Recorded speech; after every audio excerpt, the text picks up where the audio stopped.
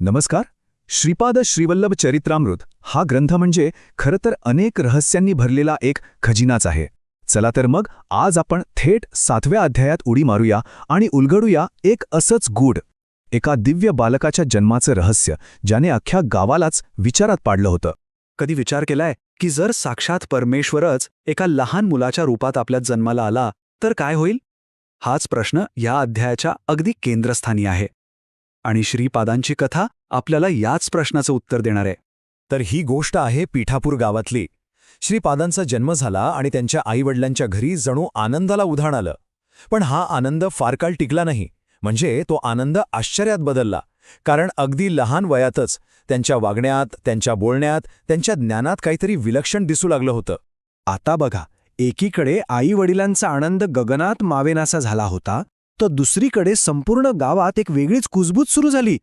सगळ्यांना हे तर कळून चुकलं होतं की हे बाळ सामान्य नाहीये. पण मग त्यांच्या मनात एकच प्रश्न घोळत होता, हा आहे तरी कोण? लोकांच्या मनातला हा जो गोंधळ होता, ही जी भीती होती, ती अखेर एका दिवशी बाहेर पडली. आणि तो क्षण असा होता जिथे सगळं काही बदलणार होतं. कारण गावकऱ्यांनी मिळून त्या लहानग्याला थेट जाब विचारायचं ठरवलं. तुम्ही विचार करा, त्यांच्या मनात काय गोंधळ उडाला असेल. ते त्या लहान मुलाला विचारत होते, अरे बाळा, तू आहेस तरी कोण?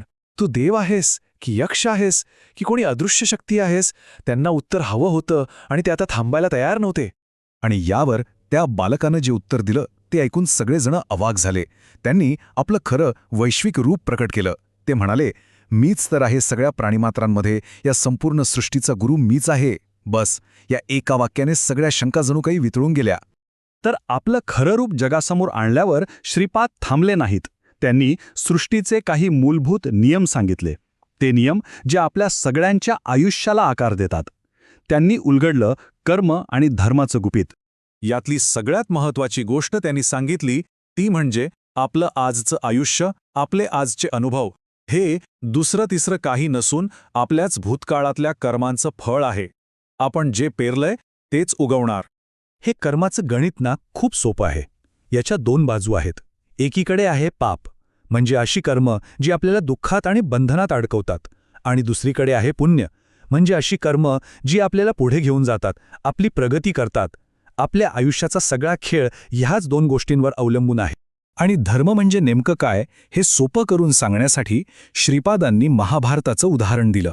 ते म्हणाले, कौरव पांडवांमध्ये जे युद्ध झालं ते जमिनीच्या तुकड्यासाठी नव्हतं, ते होतं धर्मयुद्ध. कधीकधी धर्माची स्थापना करण्यासाठी कठोर निर्णय घ्यावेच लागतात. यानंतर श्रीपाद आपल्या खऱ्या रूपाबद्दल एक अजून महत्त्वाचा खुलासा करतात.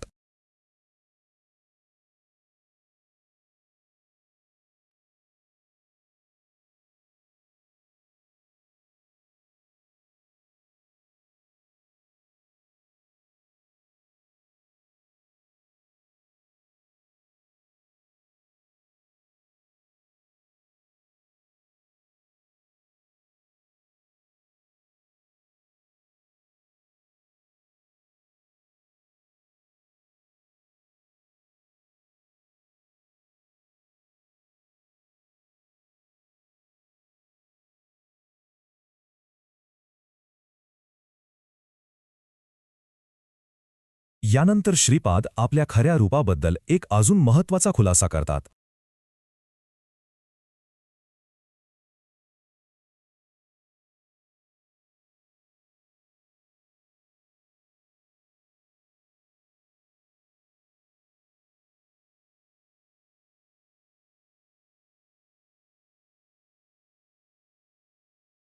ते स्वतःला अवधूत असं म्हणतात.